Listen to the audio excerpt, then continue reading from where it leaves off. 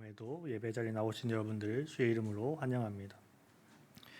저희는 지난 시간 기브온 주민들이 행색과 상한 음식을 가지고 들고 와서 자신들이 멀리서 왔다고 이스라엘 백성들을 속이고 그들과 화친을 맺었던 이야기를 함께 나눴습니다. 그러나 그 가운데 기브온 백성들의 말은 우리가 그 산에서 당신들이 율법을 낭독한 것을 우리가 들었는데 어찌 그렇게 하지 않을 수 있겠느냐. 이제 당신들이 모든 사실의 전말을 알았으니 당신들 마음에 좋은 대로 하라고 당당하게 이야기하는 그 모습도 함께 보았습니다. 그러나 이들이 여호와의 이름을 여호와께 묻지 않고 그들에게 맹약하였기 때문에 이들이 그들을 없애지 못하고 그들을 나무와 및 필요한 일들을 하는 자들로 그들의 종으로 삼았던 이야기가 지난 시간까지 이야기입니다. 이스라엘 백성들이 요단강을 건너와서 여리고성과 아이성 그리고 기브온 주민들과 동맹을 맺은 소식까지 모두 들은 사람이 있습니다. 그 사람이 오늘 본문에 나오는 예루살렘 왕 아도니세덱입니다.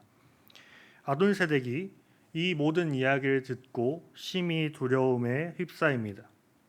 그 이유는 기브온 주민들이 이스라엘에게 화친을 맺었던 것인데 저희가 기존에 생각하기에 쉬운 것은 9장까지의 이야기만 봤을 때 이 기브온이 아무것도 아닌 하찮은 성읍이라서 이들이 도저히 이스라엘과 동맹을 맺지 않고는 살아남을 수 없을 정도로 약한 사람이라고 생각하기 쉽습니다.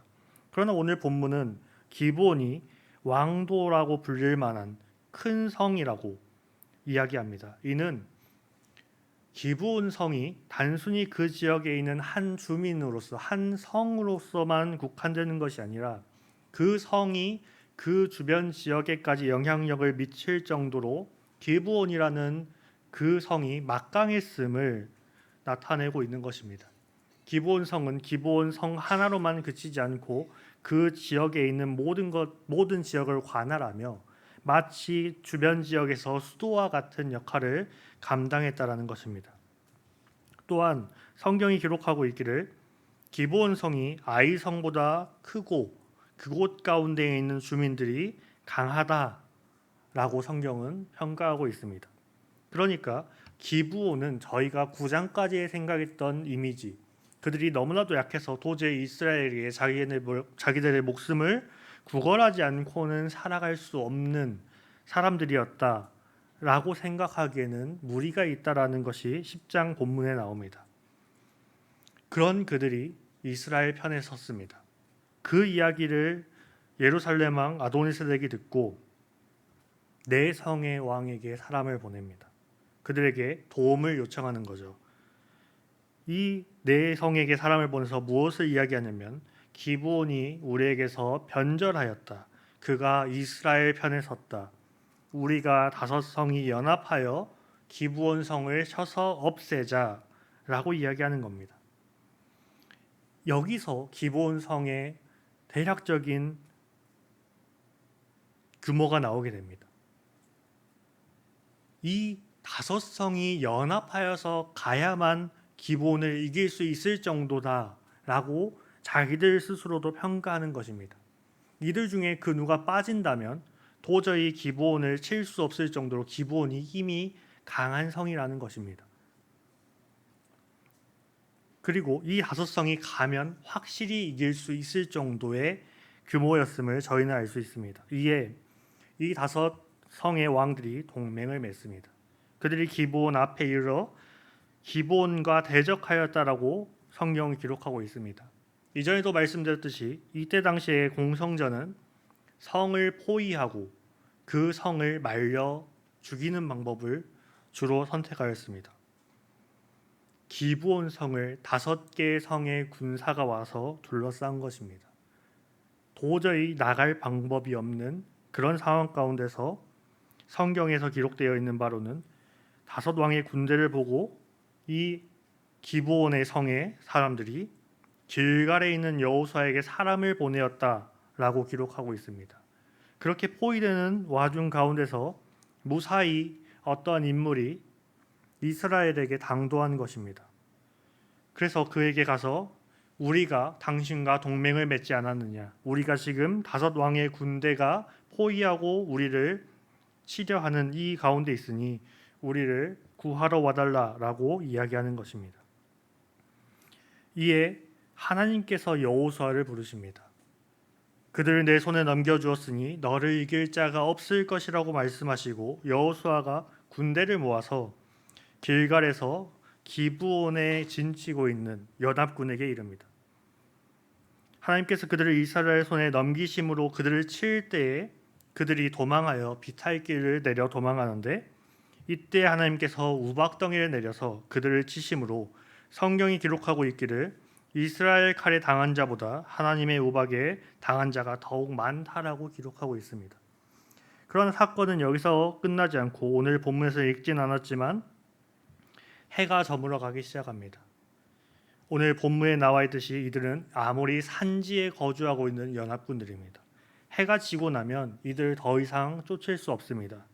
이스라엘 사람들은 이곳의 산지의 지형을 정확하게 파악하고 있지 못하고 이 산지 지형 가운데서 밤이 어두워진다라는 것은 이들이 게릴라 작전을 통하여서 치고 빠지기를 반복하며 이스라엘 군대를 말려 죽일 수 있는 최적의 환경에 놓임을 의미합니다. 그때 여호수아가 하나님께 기도합니다. 그가 기도하면서 태양아 너는 기본 위에 머무르라 달아 너도 아얄론 골짜기에서 그리할지어다 라고 기도하였는데 실제로 태양과 달이 멈추는 현상이 일어납니다. 그래서 성경이 기록하고 있기를 그 대적에게 원수를 갚기까지 이 태양이 머물고 달이 멈춰서 있었다.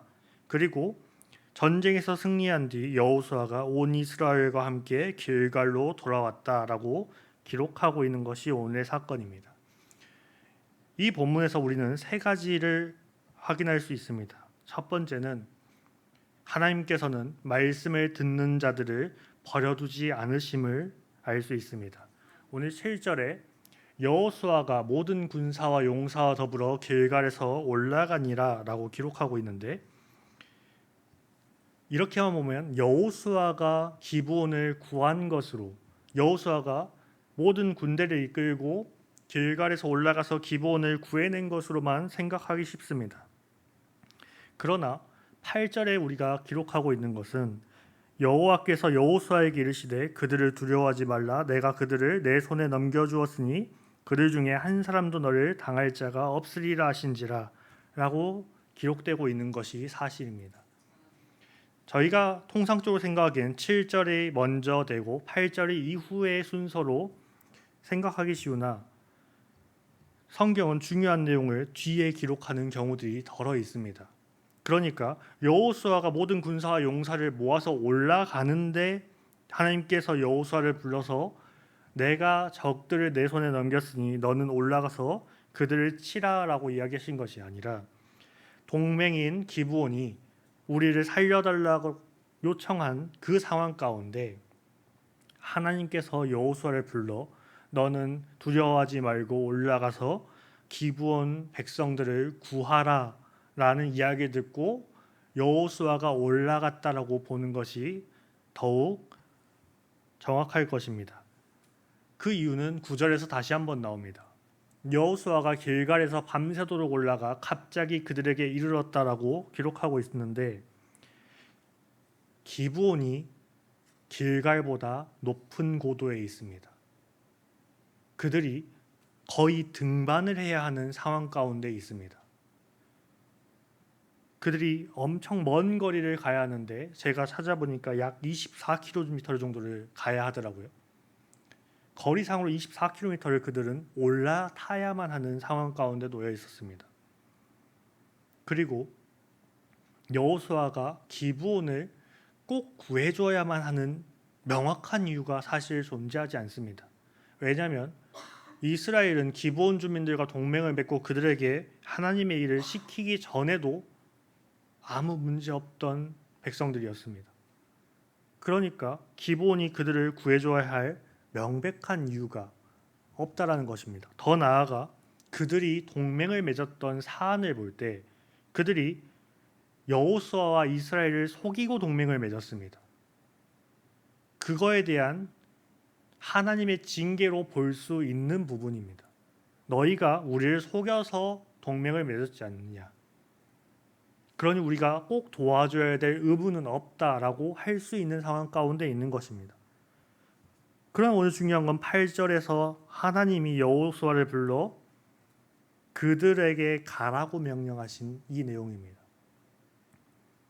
그들이 비록 여호수아와 이스라엘을 속였다 할지라도 그 기본 주민들이 하나님의 말씀을 듣고 무엇이 옳은가에 대한 선택을 하였고 그들이 자신들의 생명을 내어놓고 사실을 고했고 그들이 하나님의 일을 하는 종이 되기를 거부하지 않았다는 사실을 하나님께서 기억하고 계신다는 것입니다.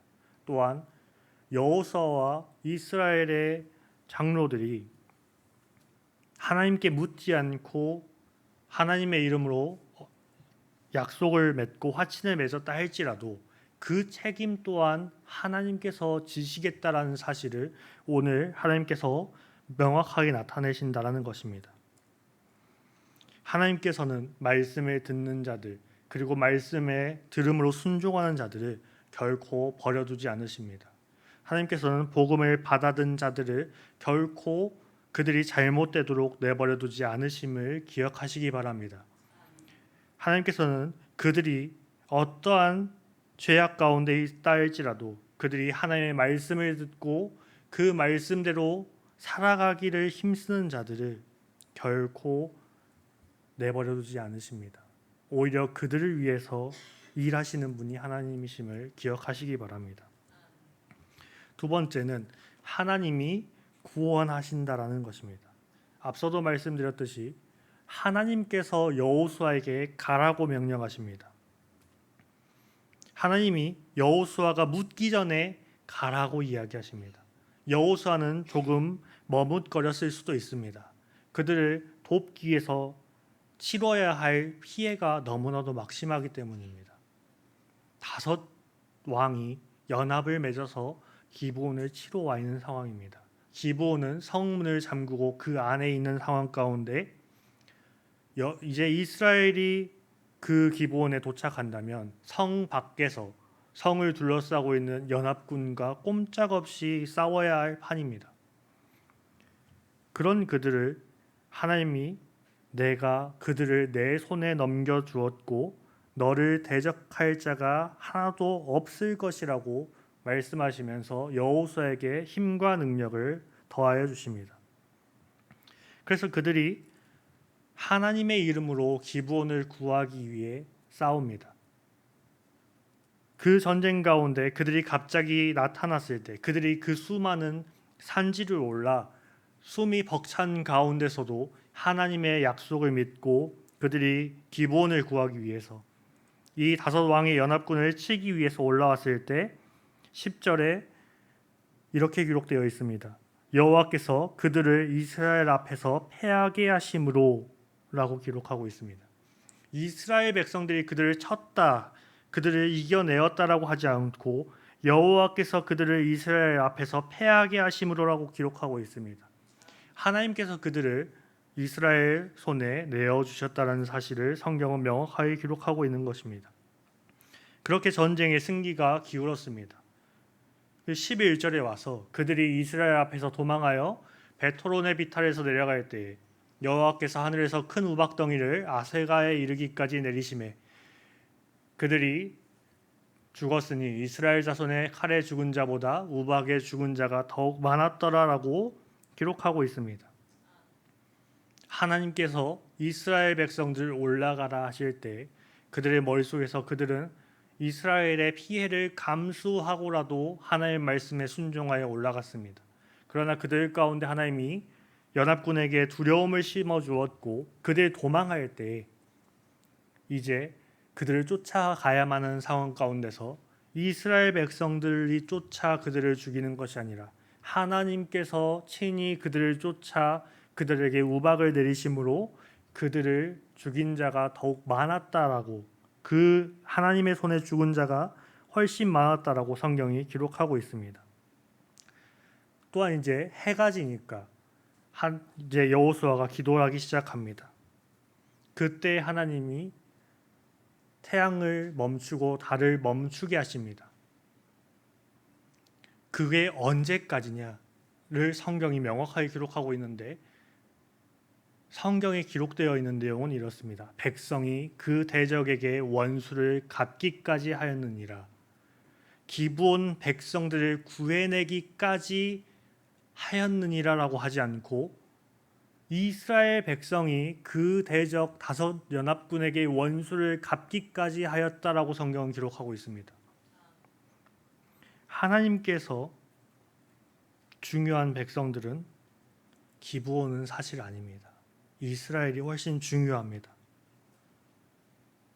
하나님께서 이 모든 일을 하신 가운데 가장 중요한 세 번째가 이제 등장하는데요. 기브온을 구원한 목적입니다. 앞서도 말씀드렸듯이 기브온이 이스라엘을 속였습니다. 하나님은 속이지 못했겠죠. 하지만 여호수아와 이스라엘 장로들 그리고 백성들을 속였습니다. 그렇게 동맹을 맺었습니다. 그들을 그냥 돕지 않도록 하나님께서 명령하실 수도 있었습니다. 여호수아에게 올라가지 마라. 그들이 너희를 속였기 때문에 내가 그들을 구하는 것을 원하지 않는다라고 말씀하셔도 기브온 백성들은 아무런 할 말이 없습니다. 그러나 하나님께서는 여호수아로 하여금 군사를 이끌고 올라가서 그 높은 고도까지 지금 당장 달려가서 기브온을 구해내라고 하시고 내가 그들을 내 손에 넘겨주었다라고 말씀하시면서 하나님께서 친히 싸우셨습니다. 그 목적이 기브온을 향한 것이 아님을 우리는 명확히 알아야 합니다. 하나님께서 기브온을 구원한 목적, 그것은 내가 택한 백성이 아닌 기브온이 내 말씀을 들은 것으로도 이러한데 내가 내 백성인 이스라엘에게는 오죽하겠느냐라는 것을 말씀하고 싶으신 것입니다. 하나님에게 있어서 이 기브온을 구하는 사건은 기브온을 구하는 사건이 아니라 내가 너희를 그만큼 사랑한다. 너희가 내 말씀을 듣진 않았지만 너희가 나에게 묻지 않고 기브온에게 동맹을 맺었지만 내가 기브온을 살리기 위해서가 아니라 내가 너희를 위해서 너희가 맺은 맹약으로 인해서 내가 싸우겠다. 내가 너희에게 그 다섯 왕을 넘기겠다라고 말씀하시는 겁니다.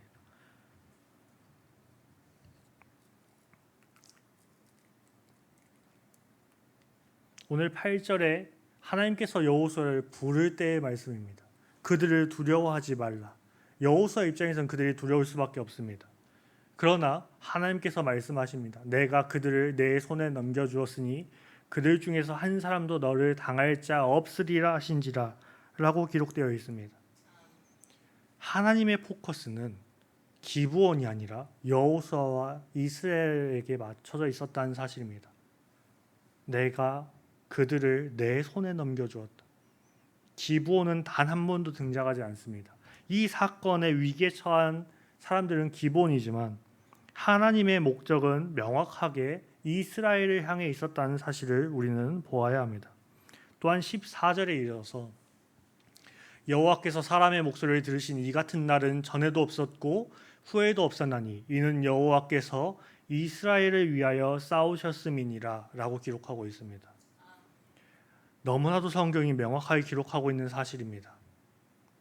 이 모든 사건이 기브온이 위험에 처한 가운데 이스라엘에게 도와달라고 하면서 사건이 시작했으나 성경은 여호와께서 이스라엘을 위하여 싸우셨다라고만 기록하고 있습니다. 그러니까 이 전쟁은 기브온을 살리기 위한 전쟁이 아니라 사실은 이스라엘을 살려내기 위한 전쟁이라는 것입니다. 더 나아가 15절에 여호수아가 온 이스라엘과 더불어 길갈 신령으로 돌아왔더라라고 기록하면서 15절의 내용이 끝납니다. 여기서 우리가 보아야 될 것은 온 이스라엘과 더불어 돌아왔다라는 사실입니다. 여호수아가 기브온을 돕기에 올라갈 때 그들은 자신들의 피해를 생각해야만 하는 상황이라고 앞에 말씀을 드렸습니다.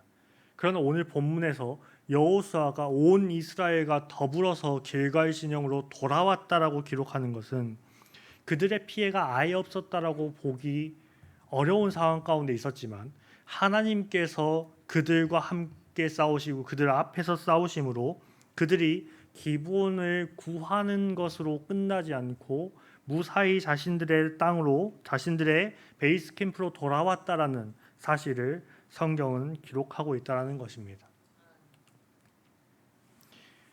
하나님은 말씀을 듣는 자들을 결코 버려두지 않으십니다.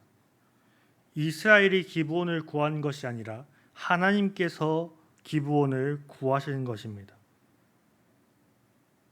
우리가 마치 본문의 기브온 주민들과 같은 상황에 놓일지라도 하나님께서 결코 내버려 두지 않으실 것입니다. 우리 인생의 고난과 억울한 문제에서 구하실 것입니다. 우리가 하나님 말씀을 들은 자이기 때문입니다. 그런데 더 나아가 우리는 기브온이 아니라 이스라엘입니다. 하나님께서 기브온 주민들에게도 그렇게 하심을 오늘 본문을 통해서 나타내셨는데 우리에게 그렇게 하지 않으실 이유가 전혀 없다는 것을 기억하시기 바랍니다.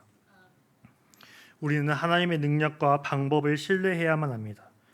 오늘 아이성을 점령하는 것보다 훨씬 더 어려운 상황 가운데 혹에도 그 어떠한 누구도 뭐라 하지 않을 상황 가운데 여호수아는 이스라엘은 하나님의 능력과 방법을 신뢰하였습니다. 하나님의 말씀을 신뢰하였습니다. 내가 그들을 내 손에 넘겨주고 내가 너희와 더불어 싸울 것이다 라고 하는 그 말씀을 신뢰하였고 하나님께서 그 모든 상황 가운데서 직접 싸우시며 하나님께서 세우신 섭리를 비틀어 해와 달을 멈추기까지 이스라엘 위에 싸우심을 우리는 기억해야 합니다.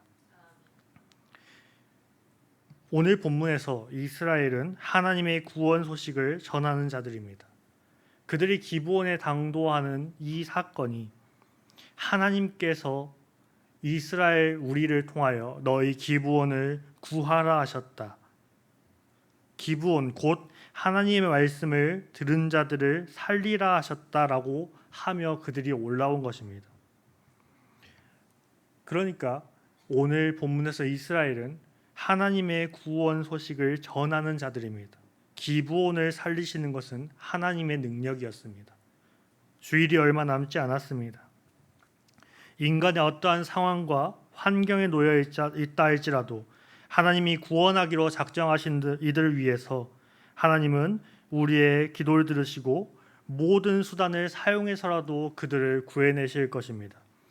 우리가 지난 시간 동안 태신자를 작정하고 기도해왔던 기도를 무시하지 않으시고 다 듣고 계셨습니다.